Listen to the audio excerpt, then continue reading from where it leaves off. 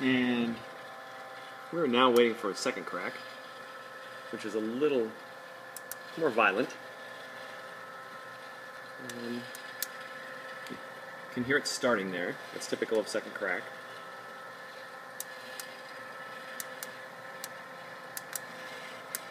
And I'm going to go ahead and start the cooling process because that's as far as I want this to go. Second crack also produces a little bit of smoke, which you can see here. Pretty typical. And I'm going to open this up so that it cools a little bit faster because I don't want it to go beyond sort of a full city plus roast, just barely into second crack. So I'll let it cool off faster by leaving it open. We can just clean up the chaff later. Hope you enjoyed this episode of Coffee Making.